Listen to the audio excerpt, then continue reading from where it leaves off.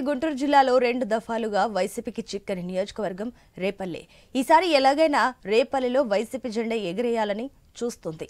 అందుకే స్థానిక నేతైన ఎంపీ మోపిదేవి వెంకటరమణను కాదని ఈవూరి గణేష్ అనే కొత్త లీడర్ను తెరపైకి తీసుకొచ్చింది. అనేక నాటకీయ పరిణామాల మధ్య గణేష్కి టికెట్ ఇచ్చింది వైసీపీ అధిష్టానం. అయితే పోలింగ్ తేదీ దగ్గర పడుతున్న సమయంలో రేపల్లె వైసీపీలో కొత్త సీన్ కనిపిస్తుందని చర్చ సాగుతుంది. అసలు ఓటు అడగడానికి గణేష్ జనాల్లోకి వెళ్లడం లేదట. తనను కలవడానికి వస్తున్న వైసీపీ నేతలకు కూడా విలువ ఇవ్వడం లేదని అధికార పార్టీలోనే విమర్శలు వినిపిస్తున్నాయి. దీంతో గణేష్ తీరు నచ్చక వైసీపీ కేడర్ అభ్యర్థికి దూరంగా ఉంటున్నట్టు ప్రచారం జరుగుతుంది. ఇదే కాదు, సొంత నియోజకవర్గంలోనూ గణేష్ పై తీవ్ర వ్యతిరేకత ఉందట. వారి దగ్గరకు వెళ్తే సగం ఓట్లు తనకు, మిగతా సగం ఓట్లు టీడీపీ అభ్యర్థి అనగాని సత్యప్రసాద్ కు వేయాలని గణేష్ చెబుతున్నట్టు మరో ఆరోపణ కూడా వినిపిస్తోంది.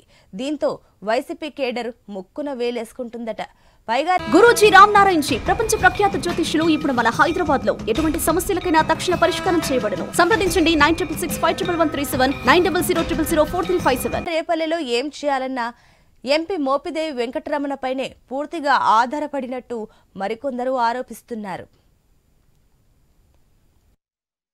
ఒక పక్క నాయకులంతా కూడా ఎవరికి వారు పోటాపోటీగా ముందుకెళ్తున్నటువంటి పరిస్థితి ఉంది. కాకపోతే బాపట్ల జిల్లా రేపల్లెలో మాత్రం దీనికి వైఎస్ఆర్సీపీ పార్టీలో పూర్తిగా విరుద్ధంగా అయితే కనపడతా ఉందని చెప్పుకోవచ్చు. ఎందుకంటే ఇప్పటికే అక్కడ మోపిదేవి వెంకటరమణ 2 సార్లు పోటీ చేశారు. అదేవిధంగా మంత్రిగా కూడా పనిచేశారు. రాజ్యసభ ఎంపీ ఇచ్చారు, మంత్రిగా పనిచేశారు. ఆయన్ని కాదని కూడా ఈవూరి గణేష్కి పూర్తి బాధ్యతలు అప్పచెప్పారు. ప్రస్తుతం ఈవూరి గణేష్ రేపల్లె వైసీపీ ఎమ్మెల్యే అభ్యర్థిగా పోటీ చేస్తున్నటువంటి పరిస్థితి ఉంది. అయితే కాకపోతే ఈవూరి గణేష్ తీరు పట్ల మాత్రం ఖచ్చితంగా అక్కడ ఉన్నటువంటి కార్యకర్తలు కావచ్చు, అదేవిధంగా వైఎస్ఆర్సీపీ సీనియర్ నాయకులంతా కూడా పూర్తిగా అసంతృప్తి వ్యక్తం చేస్తున్నటువంటి పరిస్థితి అయితే ఉంది. ఎందుకంటే అక్కడ ఉన్నటువంటి ఈవూరి గణేష్, అదేవిధంగా ప్రస్తుతం టీడీపీ ఎమ్మెల్యే అభ్యర్థిగా పోటీ చేస్తున్నటువంటి అనగాని సత్యప్రసాద్ ఒకటే సామాజిక వర్గానికి సంబంధించిన వారు. ఒక పక్క అనగాని సత్యప్రసాద్ మాత్రం 2 సార్లు అక్కడ ఎమ్మెల్యేగా 2014-19లో విజయం సాధించారు. మళ్ళీ మూడోసారి కూడా హ్యాట్రిక్ కొట్టడానికి ఆయన సిద్ధంగా ఉన్నటువంటి పరిస్థితి. కానీ ఈవూరి గణేష్ అంటే సామాజిక వర్గాన్ని బేస్ చేసుకొని ఈవూరి గణేష్కి టికెట్ ఇచ్చినప్పటికీ అక్కడ కార్యకర్తల్ని పట్టించుకోకపోగా అక్కడ ఎవరైతే సామాజిక వర్గానికి సంబంధించినటువంటి వ్యక్తులు ఉన్నారో వాళ్ళని కూడా కలుపుకొని పోవడంలో పూర్తిగా విఫలమవుతున్నారట. దానికి తోడు అక్కడికి వెళ్ళి ఓటు అభ్యర్థించడం కూడా రాని పరిస్థితి ఈవూరి గణేష్లో కనపడతా ఉందని చెప్పేసి సొంత పార్టీ నాయకులే తలలు పట్టుకుంటున్నటువంటి పరిస్థితి అయితే అక్కడ ఉందని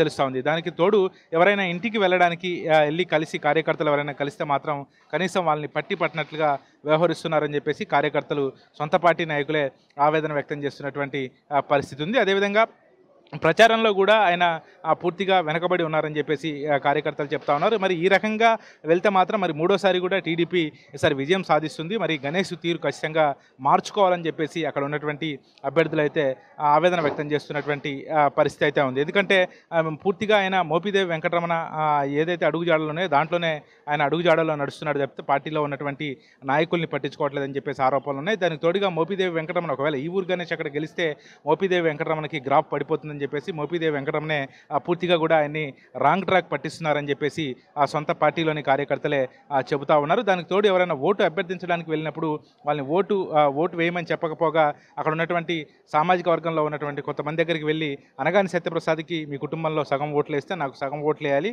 అనగానికి సగం ఓట్లు వేయండి, నాకు సగం ఓట్లు వేయండి అని చెప్పడం కూడా ఆయనే చెప్పడం విశేషంగా కనబడతా ఉంది. మొత్తంగా ఇదే తీరుతో పోతే మాత్రం మళ్ళీ పూర్తి స్థాయిలో కూడా అక్కడ వైసీపీ ఓడిపోయే పరిస్థితి ఉందని చెప్పేసి సొంత పార్టీ నాయకులు చెప్పుకుంటున్నటువంటి పరిస్థితి. మరి ఇప్పటికైనా అధిష్టానం ఈవూరి గణేష్ తీరు పట్ల మాత్రం కొంత నిఘా పెట్టాల్సిన అవసరం ఉంది. ఎందుకంటే ఈవూరి గణేష్ని మాత్రం యాక్టివ్ చేయకపోతే మాత్రం వైసీపీ ఇక్కడ మరోసారి నష్టపోవాల్సి వస్తుందని చెప్పేసి వైసీపీ నాయకులు చెబుతున్నటువంటి పరిస్థితి. మరి అధిష్టానం మరి దీన్ని దృష్టిలో పెట్టుకొని ఒక నిర్ణయం తీసుకొని ఈవూరి గణేష్ని